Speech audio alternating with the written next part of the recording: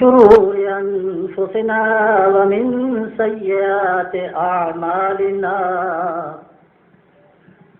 من يهده الله فلا مضل له ومن يضلل فلا هادي له ونشهد أن لا إله إلا الله وحده لا شريك له ولا نظير ولا مشير ولا غدير ولا ظهير له شهادة تكون للنجاة وسيلة ولعلو الدرجات كفيلة ونشهد أن سيدنا وسندنا وشفيعنا ومولانا محمدا عبده ورسوله صلى الله تعالى عليه وعلى آله وصحبه وبارك وسلم تسليما كثيرا كثيرا أما بعد فأعوذ بالله من الشيطان الرجيم بسم الله الرحمن الرحيم شهر رمضان الذي ينزل فيه القرآن إن الله وملائكته يصلون على النبي يا أيها الذين آمنوا صلوا عليه وسلموا تسليما اللهم صل وسلم وبارك على سيدنا ومولانا محمد وعلى آل سيدنا ومولانا محمد كما تحب وترضى عدد ما تحب وترضى يا رب صل وسلم دائما أبدا على حبيبك خير الخلق كلهم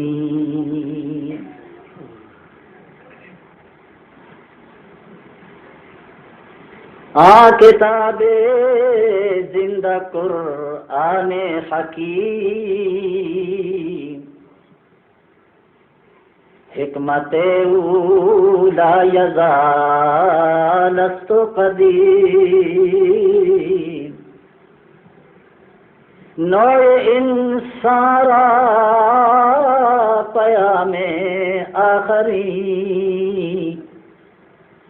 حامل رحمت للعالمین گر تمی خواہی مسلمان زیستن نیست ممکن جز بقرآن زیستن نہ ہو ممتاز کیوں اسلام دنیا بھر کے دینوں میں وہاں مذہب کتابوں میں یہاں قرآن سینوں میں ہادی نہ ملے گا تمہیں قرآن سے بہتر اور مووی تو تمہیں ملیں گے شیطان سے بہتر۔ معزز حاضرین، محترم خواتین،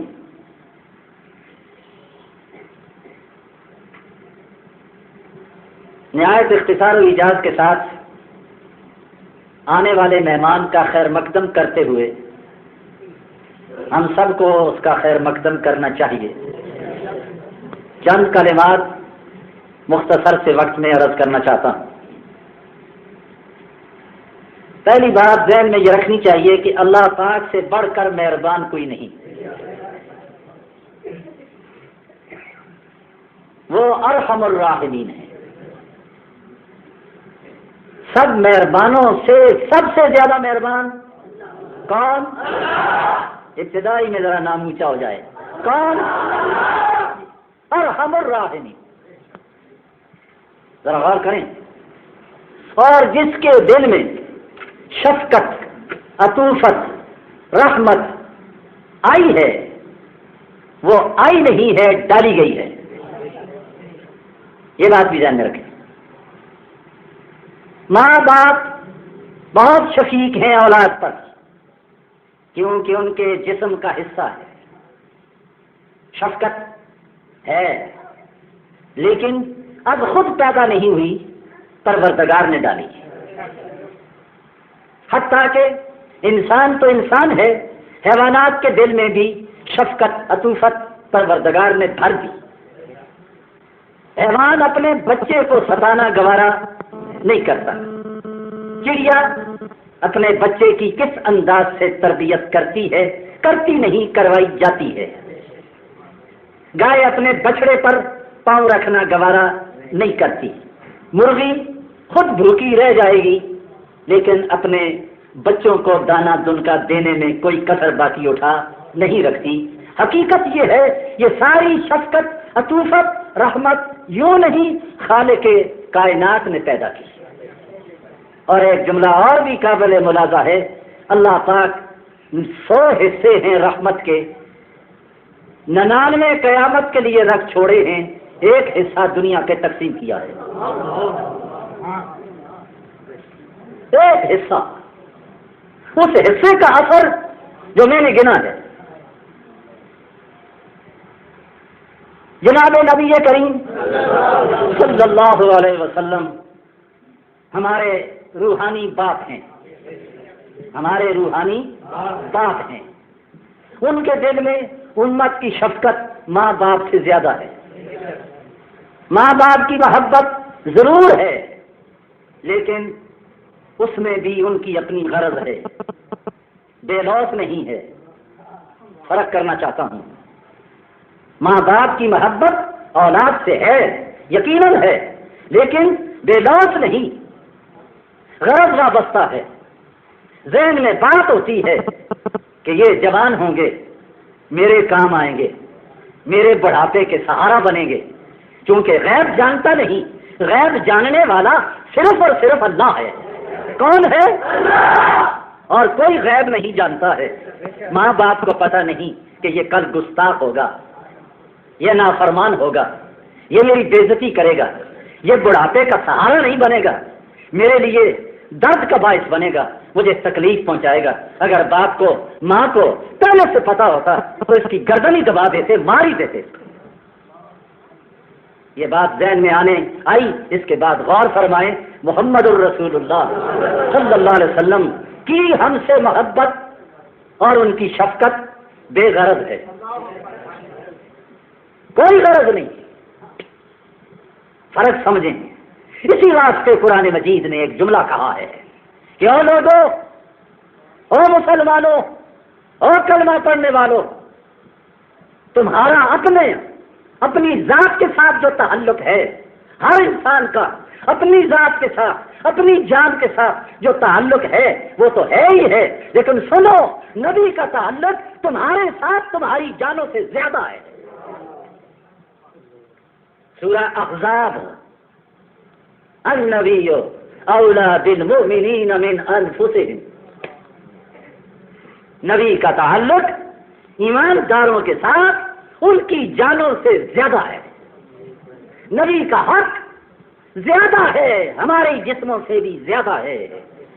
اس واسطے شاہ عبد القادر ایک عجیب بات لکھتے ہیں اپنے حاشیے میں، قرآن مجید کے حاشیے میں فرماتے ہیں، نہ اپنے آپ کو آدمی مار دے، خودکشی کر دے، حرام موت مرے، کل جہنم میں جائے، پیغمبر کہہ دے لگا دے چھلانگ آگ میں، مار دے اپنے آپ کو، جنت میں جائے۔ کیا خیال ہے؟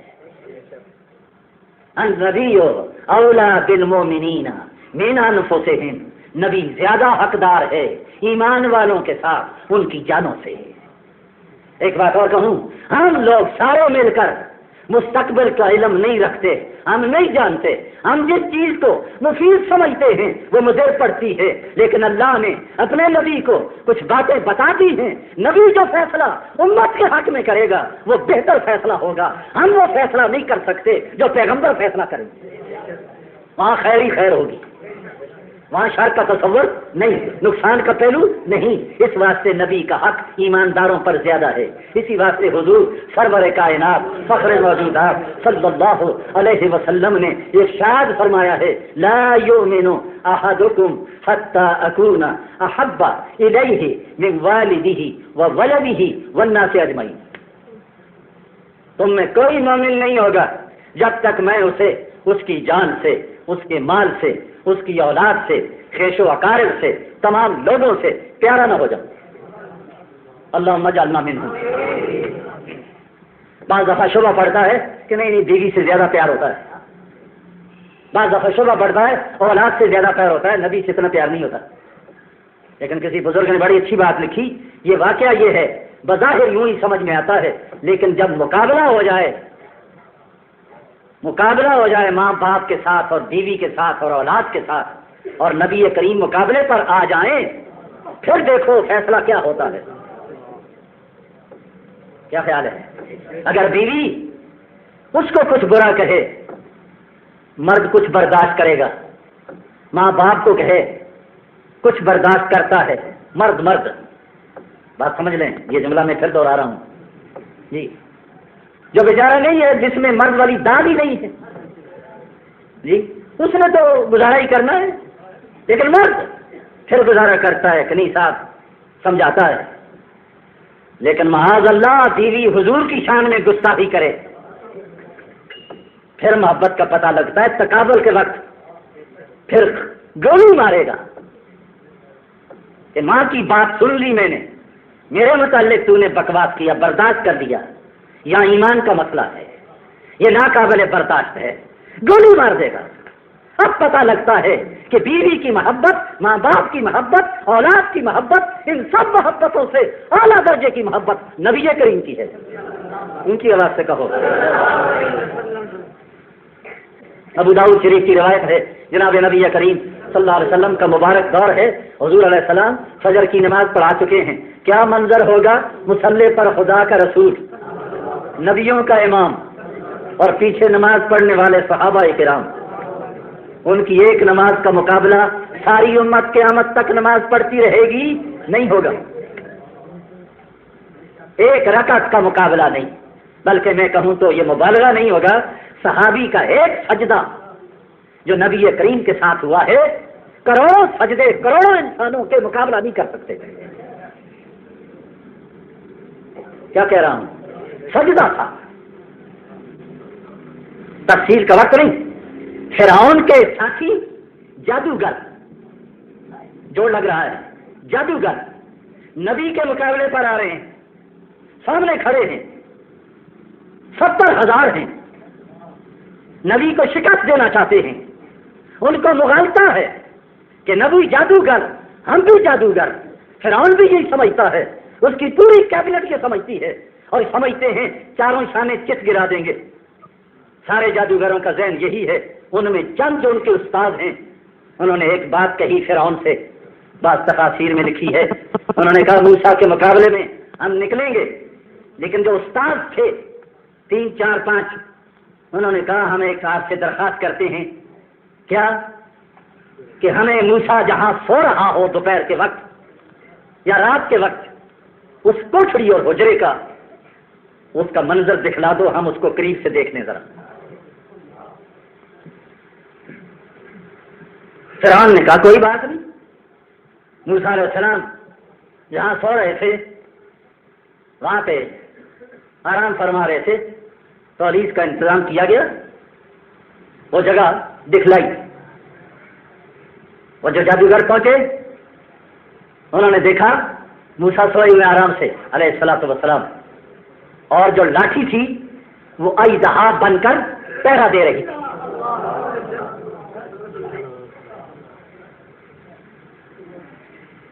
بس جادوگروں نے منظر دیکھا، استاد ٹائپ کے لوگ تھے، انہوں نے کہا ہم اس کا مقابلہ نہیں کر سکتے. لیکن کیونکہ بات سمجھنے کی ہے، لالچ بڑی بری بلا جی. یہ الاٹ پلاٹ جو ہوتے ہیں، پلاٹ اور الاٹ جی، گیڑا غرق کر کے رکھ دیتے ہیں.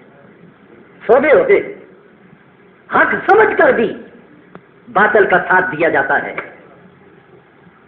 ہر دور میں ہوا ہے، اب بھی ہے، کل بھی ہوگا، قیامت تک ہوگا. بعض مولویوں کے بھی نام آ رہے ہیں، تائید کر رہے ہیں. ہر دور میں ایسا ہوا ہے. ابو الفضل سے فیضی سے بڑا مولوی کون ہوگا؟ اکبر کا دور ہے، بے دین اکبر ہے، دین الہی جاری کرتا ہے. ایک اللہ کا ولی مجدد الفسانی سرہند کی زمین سے اٹھتا ہے رحمت اللہ علیہ. کوئی پرواہ نہیں کرتا کہ ابو الفضل ہے یا فیضی ہے، کون ہے، ہوتا رہے. اس کے سامنے نبی کا مشن ہے. کہو صلی اللہ علیہ وسلم. کوئی پرواہ نہیں کی. ابو الفضل فیضی معمولی نہ تھے. فیضی کے بارے میں اتنا جملہ سمجھ لیں. پورے قرآن مجید کی تفسیر لکھی عربی میں. جی، عربی میں قرآن مجید کی تفسیر لکھی، دنیا نے لکھی ہے. اس میں کمال یہ کیا ہے، الفاظ ایسے ڈھونڈ کر لایا ہے جن میں نکتہ نہیں آتا.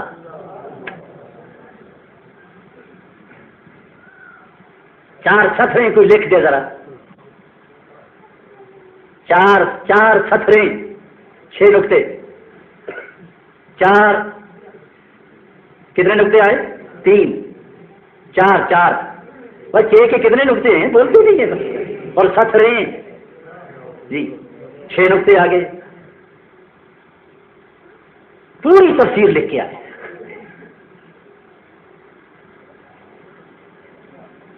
اب شیطان ہے، اب شیطان کی تفسیر لکھے گا. شیطان تو نکتے تو پڑ گئے. اگر ابلیس لکھتا ہے تو نکتے پھر نہیں آتے ہیں. اب اس کو ڈھونڈنا پڑا لفظ کہ مانا دے شیطان کا اور نکتہ نہ آئے.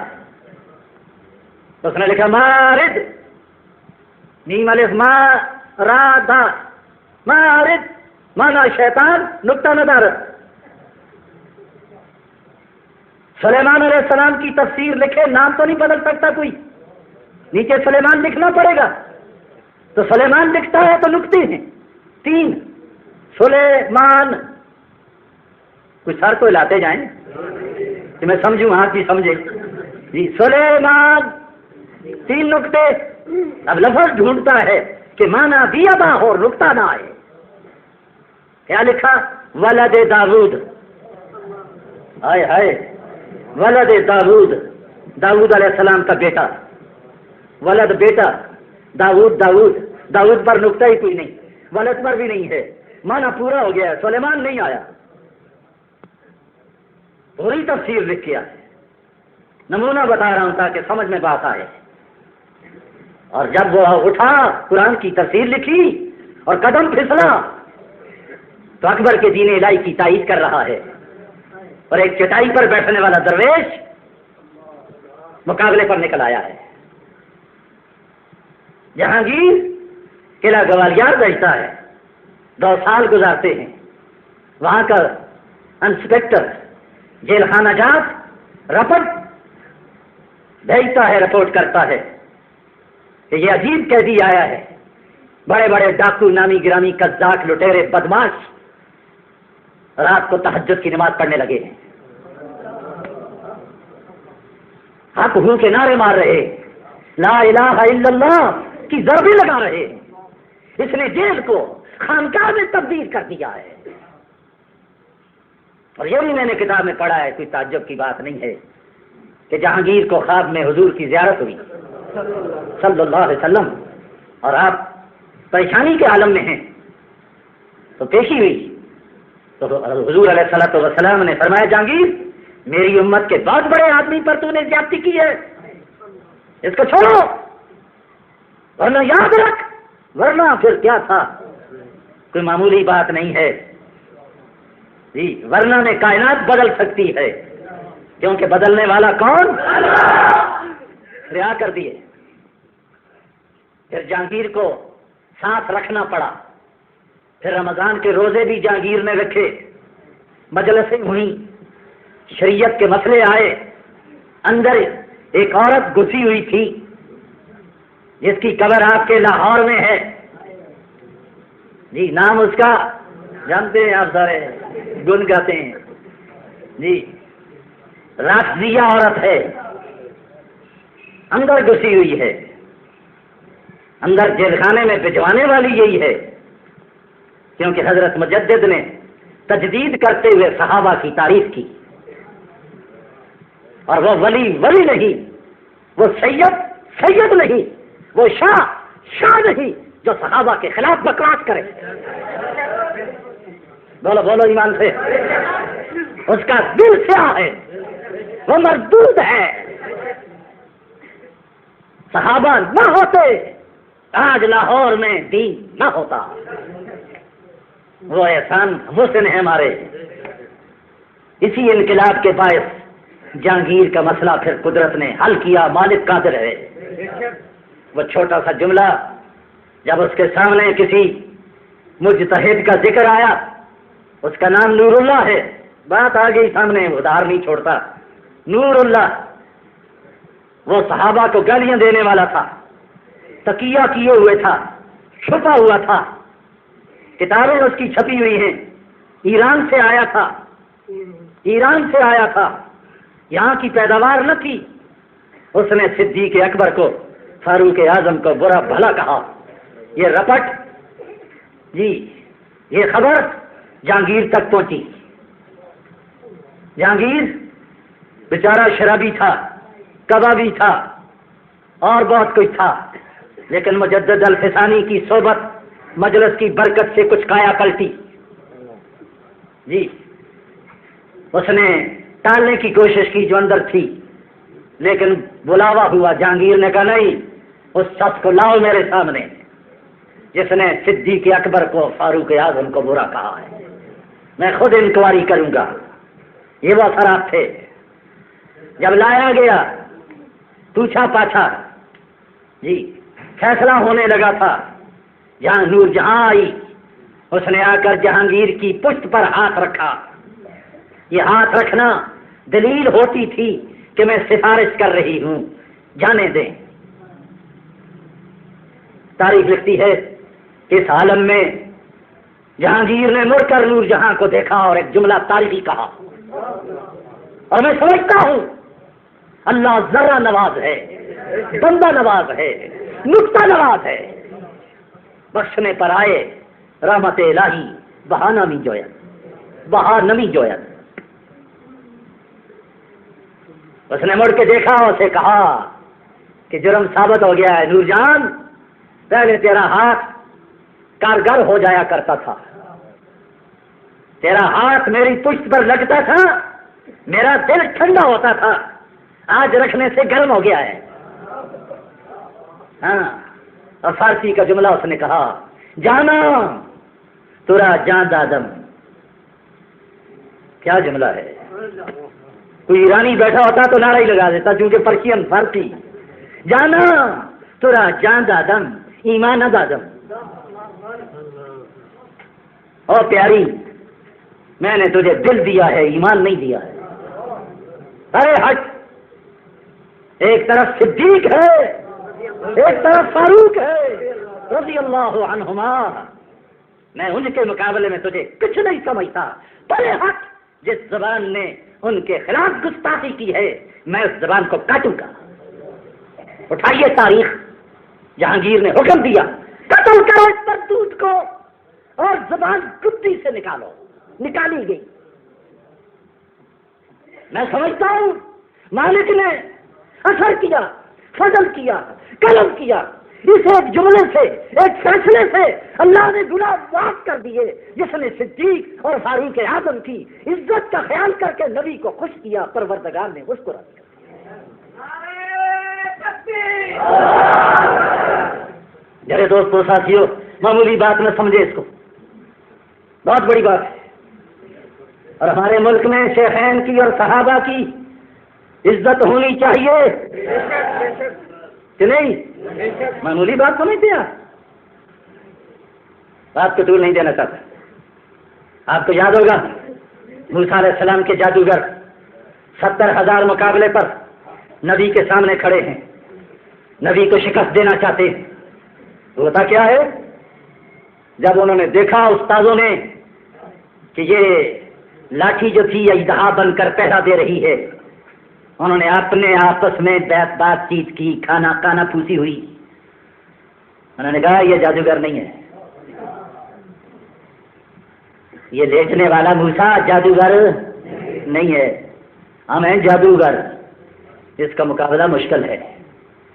لیکن چونکہ معاہدہ ہو چکا ہے، لین دین سلسلہ ہو چکا ہے، اب پیچھے ہٹتے ہیں تو گولی مارے گا، جی نکلو میدان میں۔ اب ایک جملہ بتانا چاہتا ہوں اور وہ یہ ہے، انہوں نے کیسے سمجھ لیا کہ یہ جادوگر نہیں؟ سنیں، اس لیے سمجھا کہ جادوگر کا جادو اسی وقت چلتا ہے جب جاگتا ہے۔ سن لو جی، بڑے پتے کی بات ہے اور نقطے کی بات ہے۔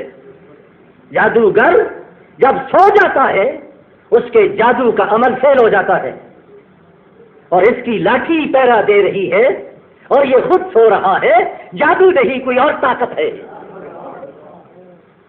دیکھا امتیازات میں، میں نے کہا یہ تو جادوگر نہیں ہے، لیکن کیونکہ نکلنا کریں گے، اور میں پھر کیا کہوں، مجبور ہو جاتا ہوں۔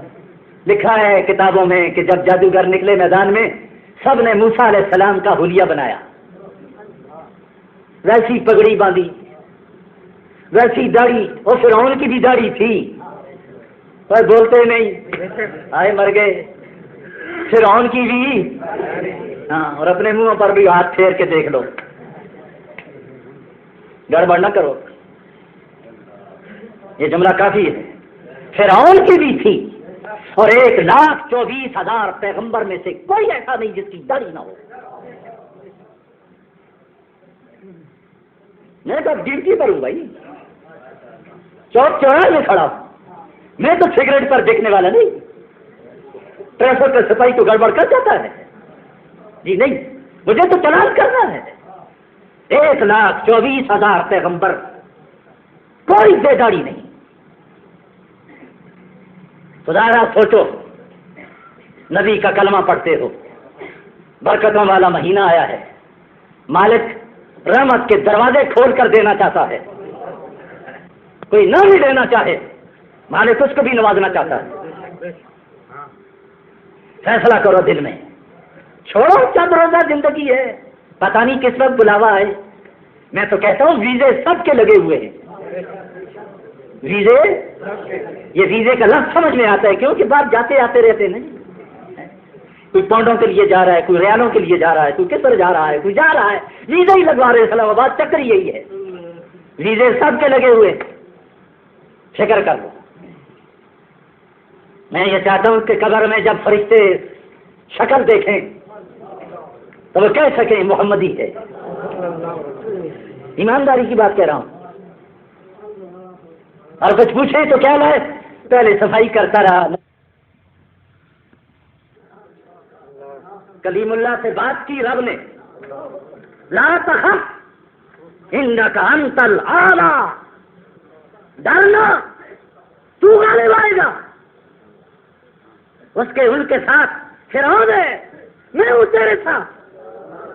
اور قرآن پڑھو مسلمانوں، سورہ طٰہٰ، انی اسمع و ارا، اور موسیٰ میں بینا نہیں ہوں کہ سنوں نہ، اندھا نہیں ہوں کہ دیکھوں نہ، میں سن بھی رہا ہوں، دیکھ بھی رہا ہوں۔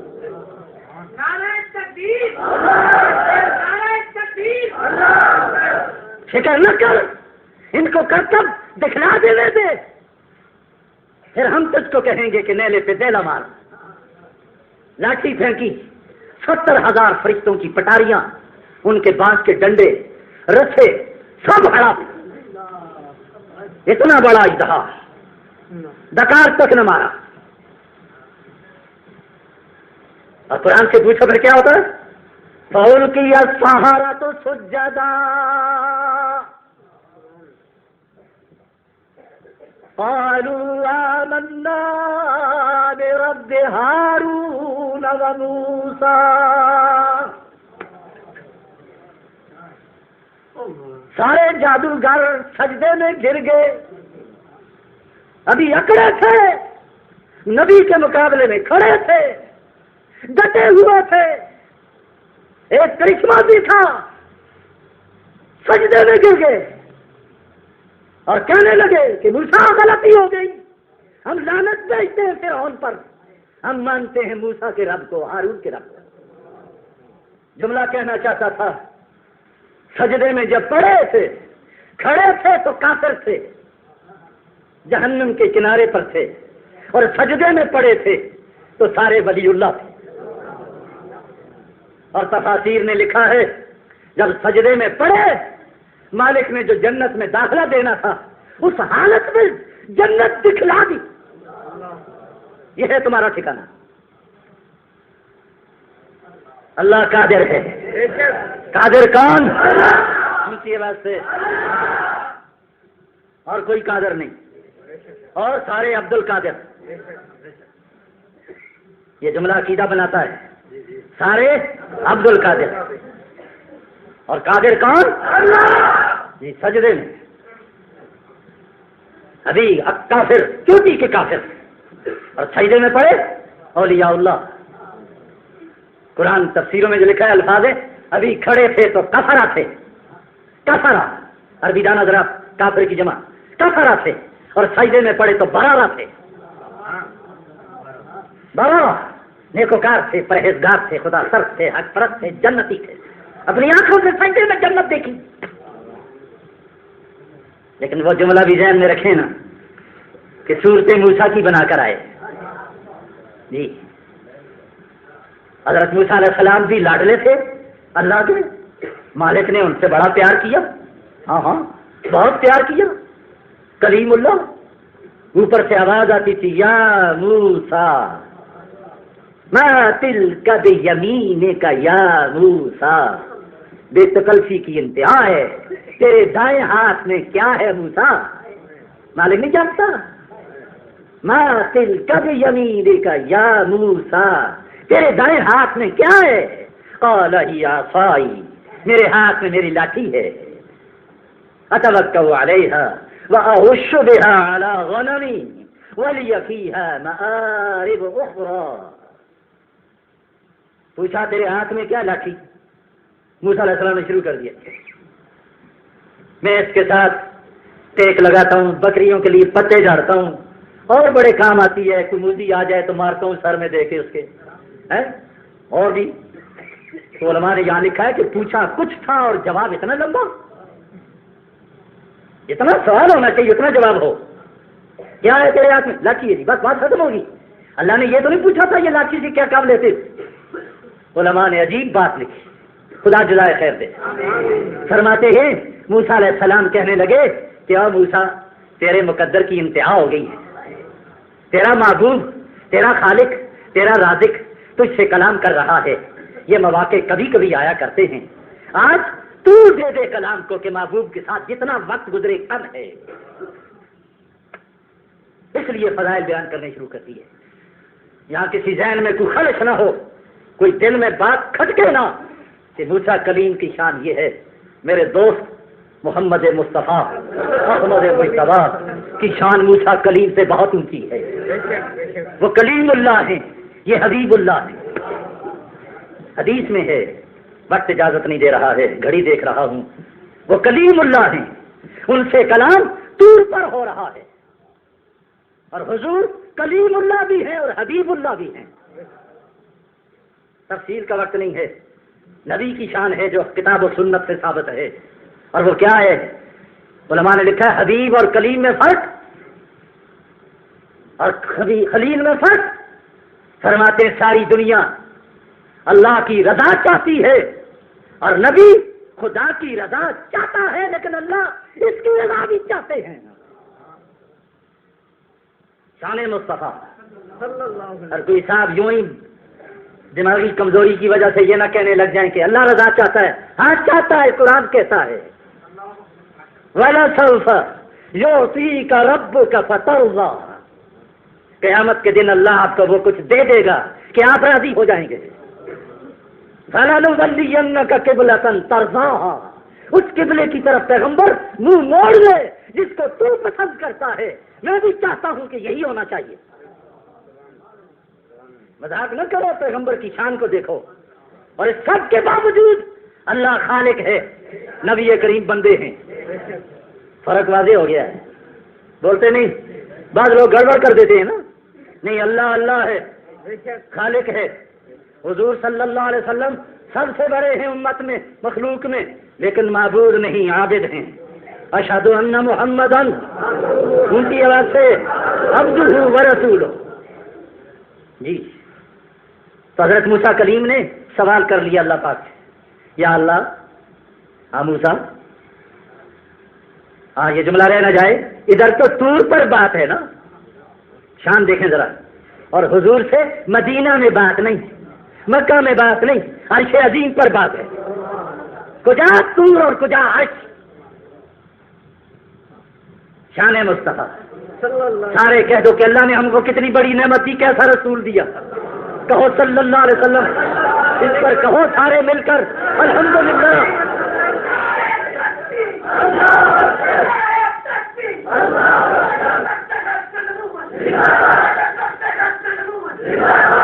بس وقت مختصر ہے، وقت چھوڑا ہے. بات سمجھ میں آئی؟ عرش پر کجا فرش، کجا عرش. اللہ کی اس نعمت کا شکر ادا کرو، اس سے بڑی نعمت کوئی نہیں. دو ہی نعمتیں رب نے دی ہیں مسلمانوں تم کو، ایک جناب نبی کریم صلی اللہ علیہ وسلم، اور دوسری نعمت قرآن مجید، جس کا سلسلہ شروع ہونے والا ہے. مسجدیں آباد ہو جائیں گی. اور عجیب بات ہے، فرشتے قرآن سنتے ہیں، پڑھ نہیں سکتے. سنتے ہیں. ان قرآن الفجر کان مشہودا. قرآن سے استدلال، کچی بچی بات ہم نہیں کرتے. اللہ کے فضل سے فرشتے حاضر ہوتے ہیں قرآن سننے کے لیے. تم بھی اگر قرآن رمضان کی تراویح میں سنو گے، مالک کی نگاہ میں لکھے جاؤ گے کہ یہ بھی فرشتے ہیں. آؤ آؤ، روزے رکھو. بولتے نہیں، اور اللہ تو چاہتا ہی ہے تم رکھو. پکا ارادہ دل سے، دونوں ہاتھ اونچے. جی جی، دونوں دونوں دونوں چھوڑ دو. اللہ توفیق دے. دنوں کو روزے رکھو، راتوں کو قرآن سنو، پھر اللہ کا انعام لو. اور ایک جملہ اور کہہ دوں، اٹھنا تو ہے ہی ہے. اگلے جمعے پر ملتوی نہیں کرتا، وہ تو اللہ جانتے ہیں. جو بھی اٹھے سحری کے لیے 2 رکعت نماز تہجد کی پڑھ لیا کرے. سارا مہینہ تہجد گزاروں میں نام لکھا جائے گا. اتنا آسان نسخہ ہے. اور سردی بھی نہیں ہے، گرمی ہے، اور شروع ہو گئی ہے.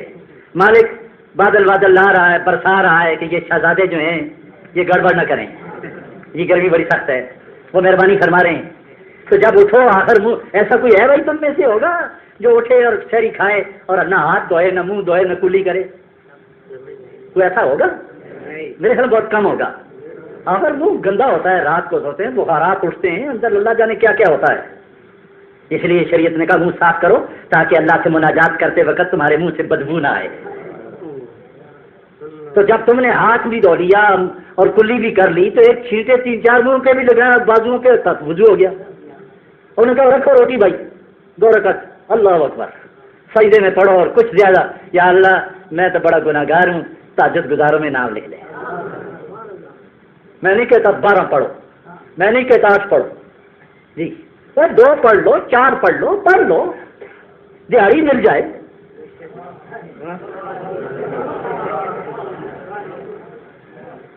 کیا خیال ہے؟ ایسا بھی تمہیں کوئی چھوٹ دینے والا ہوگا؟ 2 پڑھ لو، میں نہیں کہتا 12.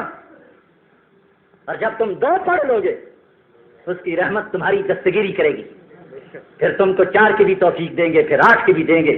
پھر تو یہ ہوگا اور رہنے دو روٹی کو، ذرا پڑھ لوں، روٹی تو کھا ہی دوں گا. اور تہجد گزاروں میں نام جو لکھا گیا، یاد رکھو ایک جملہ اور کہہ دوں، فرض نمازوں کے بعد سب سے اعلیٰ نماز تہجد کی. اس کا جواب نہیں. اللہ کی رحمت وجد میں آتی ہے کہ سارے سوئے ہوئے ہیں، میرا بندہ جاگ رہا ہے. نیت باندھنی ہے، ارادہ کرنا ہے کہ کل روزہ رکھنا ہے. عربی زبان کہنے میں کوئی بات نہیں، پنجابی اللہ جانتے ہیں. کل مجھے روزہ رکھنا ہے انشاءاللہ، ٹھیک ہے، یہ روزہ ہو گیا ہے. اور اگر کوئی نہیں اٹھ سکا سحری کو تو یہ بات ذہن سے نکال دو کہ صاحب آج پہرا کون رکھے، اور رکھا جا سکتا ہے. وہ جی دفتر جانا ہے، وہ آج چھٹی لے لے. آگے پیچھے سے چھٹیاں مناتا رہتا ہے. اور روزہ کیا کہتا ہے؟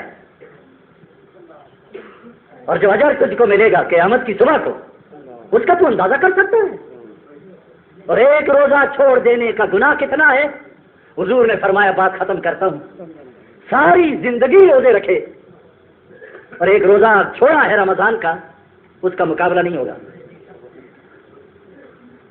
اللہ تعالیٰ مجھے بھی اور آپ کو بھی عمل کی توفیق دے. بقیہ پھر انشاءاللہ جو باتیں رہتی ہیں اللہ سے دعا ہے اللہ پاک خصوصی فضل فرمائے.